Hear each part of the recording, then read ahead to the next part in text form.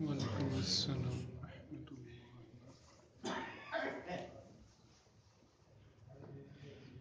سورہ زخرف آیت نمبر 85۔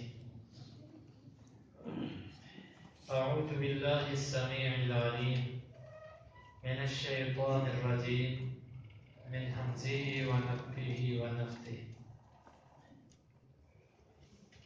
وتبارك الذي له ملك السماوات والأرض وما بينهما وعنده علم الساعة وإليه ترجعون ولا يملك الذين يدعون من دونه الشفاعة إلا من شهد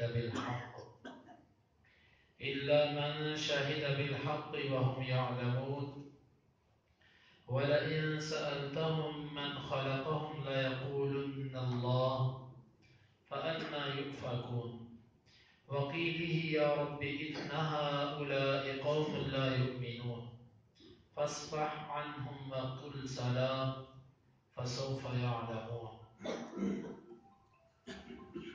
وتبارك الذي تبارک بہت بابرکت ہے، الذی وذات، لہو لام کا مطلب کے لیے ہو اس، تبارک الذی لہو بہت بابرکت ہے وہ ذات اسی کے لیے ہے، ملک بادشاہی السماوات آسمانوں کی والارض اور زمین کی، وما اور اس کی بینا جو درمیان ہے، ہما ان دونوں کے، وعندہ واو کا مطلب اور، عندہ کا مطلب پاس، ہو اس کے، وعندہ اور اس کے پاس، علم الساعہ، علم کا مطلب علم، الساعہ قیامت، اور اس کے پاس قیامت کا علم،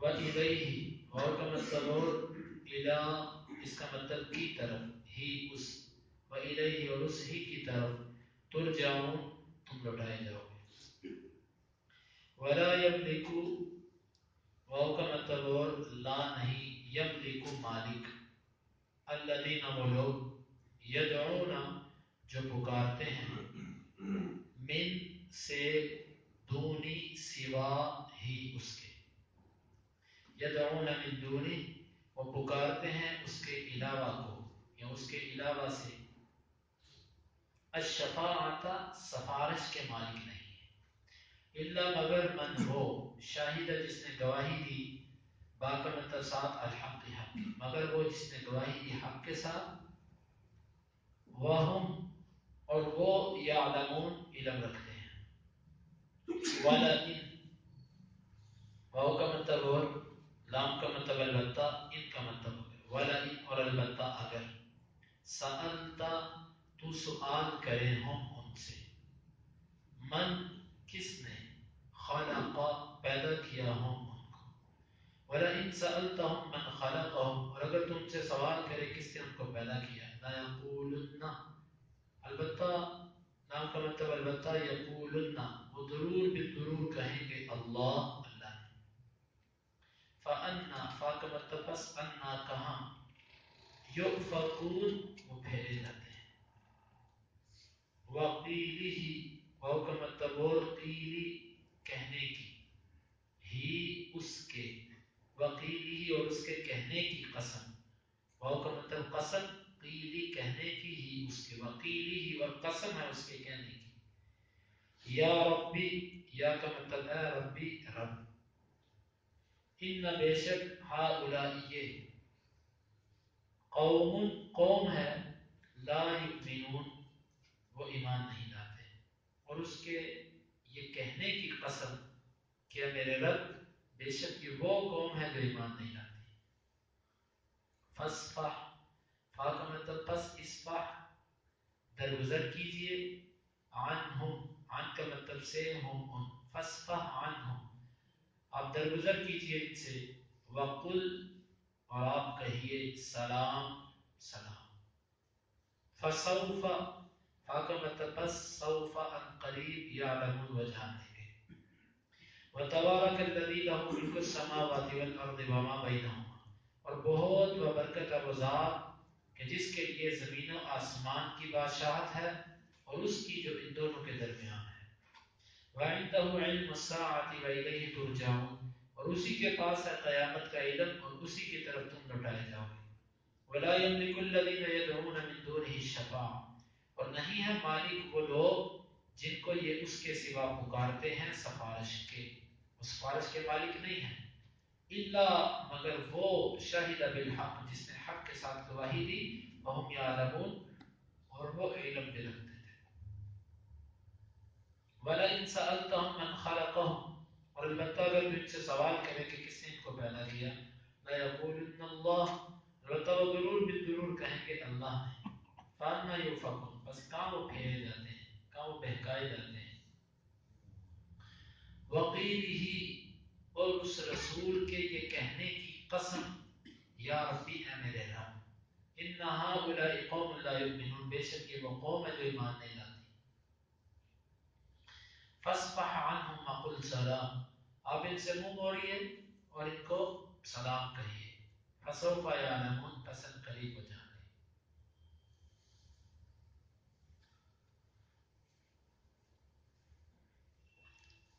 پچھلی آیت میں اللہ رب العزت نے اپنے معبود اور الہ ہونے کا ذکر فرمایا تھا کہ اللہ وہ ذات ہے جو آسمانوں میں بھی الہ ہے اور زمین میں بھی الہ ہے. یہ نہیں کہ وہ آسمانوں کا تو رب ہے، آسمانوں میں الہ اور زمین میں کوئی اور، ایسے نہیں ہے، بلکہ وہ دونوں جگہ الہ ہے، معبود ہے. اور اس آیت میں فرمایا کہ بادشاہت بھی اسی کی ہے، زمین و آسمان اور جو اس کے درمیان ہے اس میں بادشاہت بھی اسی اللہ کی. یہ مطلب نہیں ہے کہ عبادت تو اس کی جائے لیکن کچھ اور لوگوں نے بھی اللہ کی مدد کی ہو زمین آسمان بنانے میں، یا اس کے درمیان کا نظام چلانے میں کوئی اور بھی اللہ کا شریک ہو، ایسا نہیں ہے. اسی کے لیے ہے، بہت بابرکت ہے، اسی کے لیے ہے زمین و آسمان کی.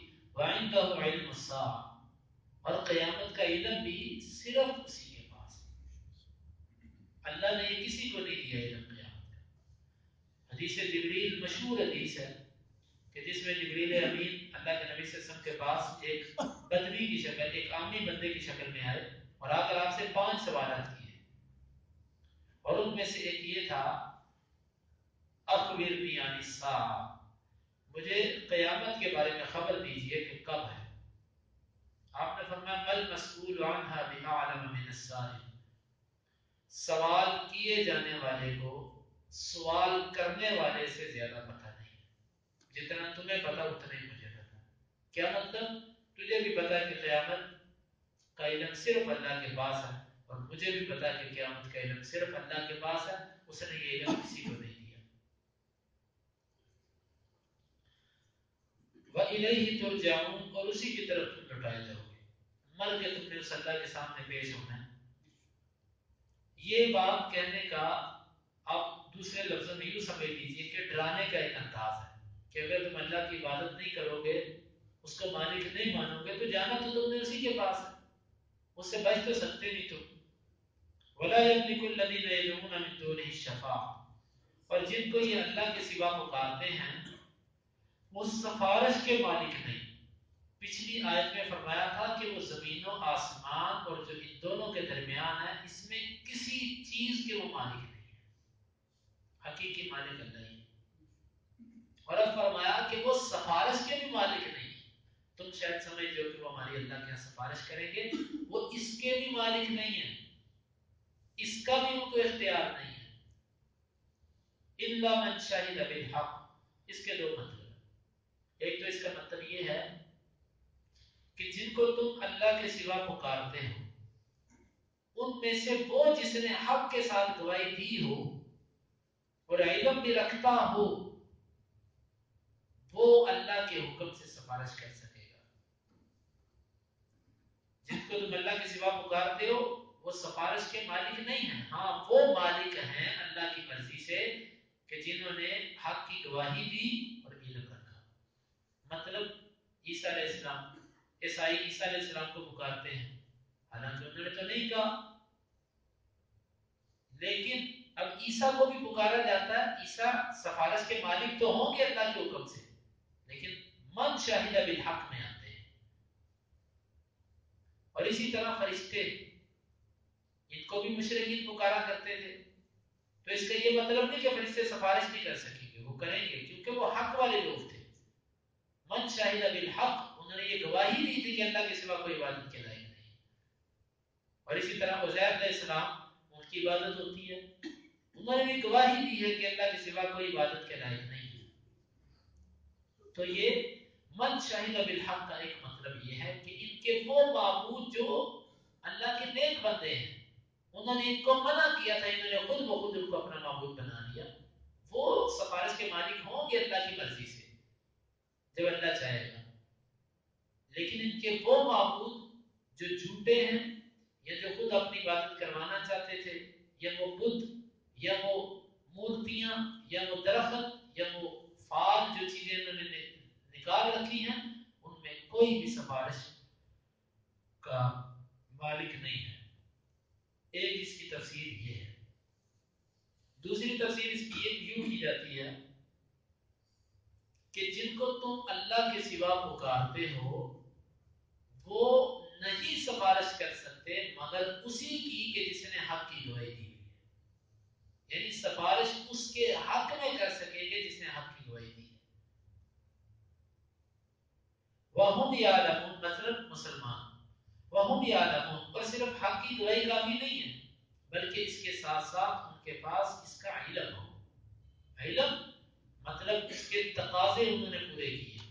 اس سے معلوم ہوتا کہ صرف اور صرف لا الہ کہہ دینے سے دنیا کی تلوار سے تو بندہ بچ جاتا ہے. دنیا میں اس کو مسلمان کا نام تو مل جاتا ہے، اس سے اس کے مال جان خون کی حفاظت تو ہو جاتی ہے، لیکن اللہ کے ہاں وہ اس وقت تک نہیں بچ سکتا جب تک وہ ہم یعلمون اس کلمہ کے مطابق اس کا علم نہ ہو، اور علم کے مطابق اس کا جب تک عمل نہ ہو. اس کے بغیر نجات ممکن نہیں ہے. اللہ تعالیٰ نے یہ نہیں فرمایا کہ من شہد بالحق، بس جس نے گواہی دے دی بس کافی ہے، نہیں.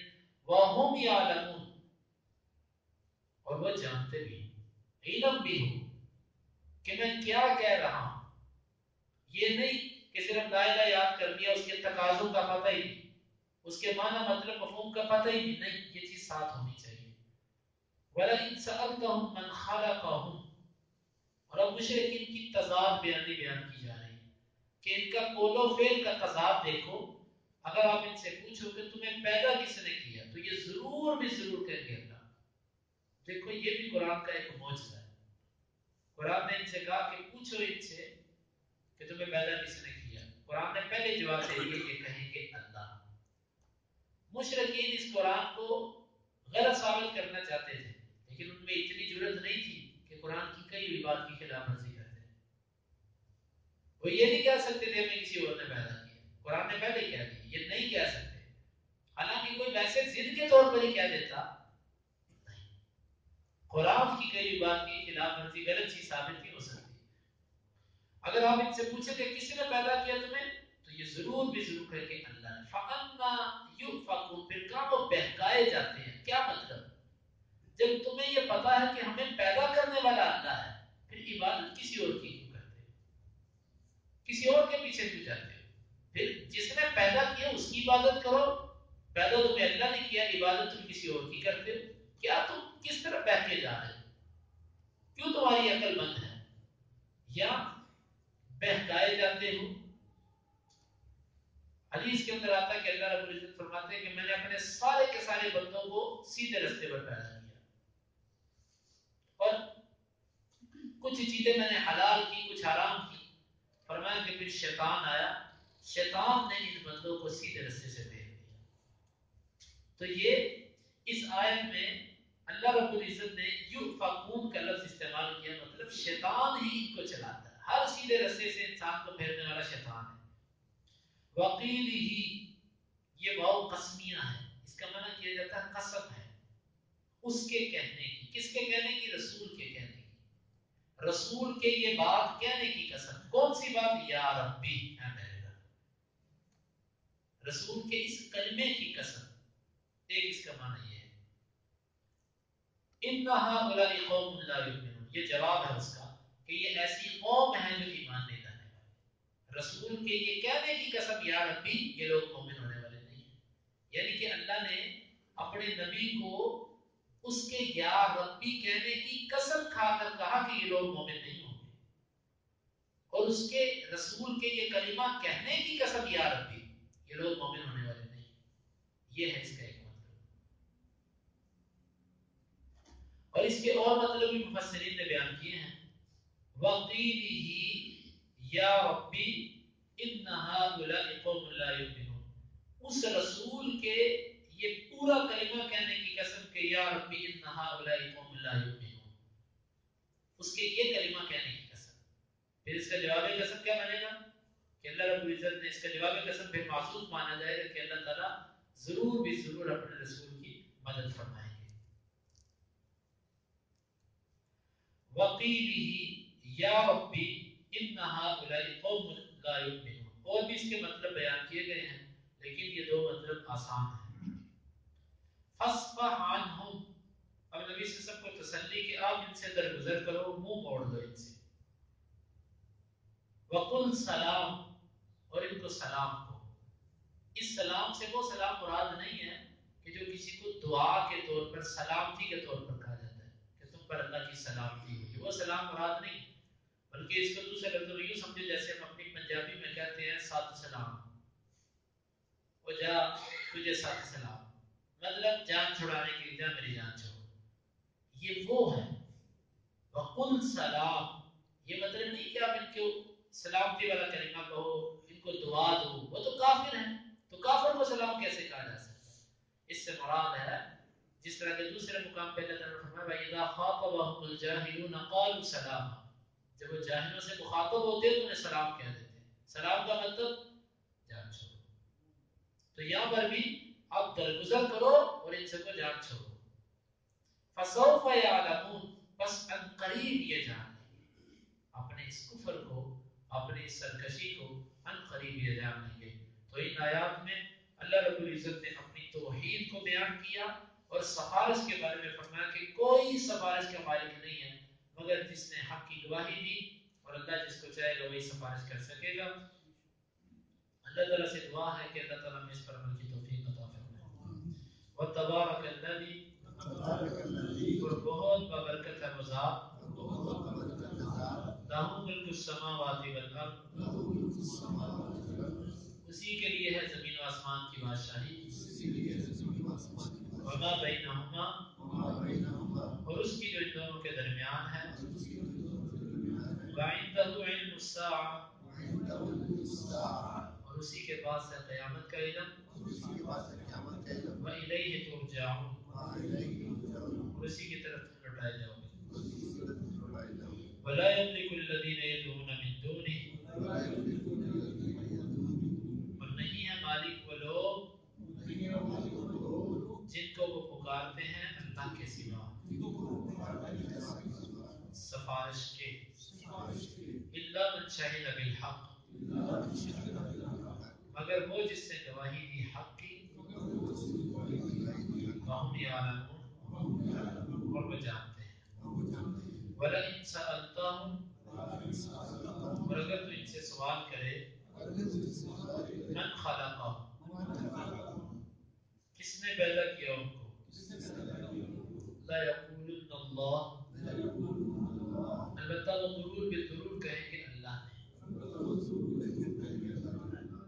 فَأَنَّىٰ يُؤْفَكُونَ، پس کہاں وہ بہکائے جاتے ہیں۔ وَقِيلِهِ، اور اس کے یہ کہنے کی قسم، یا ربی، اے میرے رب، إِنَّ هَٰؤُلَاءِ قَوْمٌ لَا يُؤْمِنُونَ، بے شک یہ قوم ہے جو ایمان نہیں لائیں گے۔ فَاصْفَحْ عَنْهُمْ، بس آپ درگزر کیجئے ان سے۔ وَقُلْ سلام، اور سلام کہیے۔ فَسَوْفَ يَعْلَمُونَ، بس ان قریب وہ جان لیں گے۔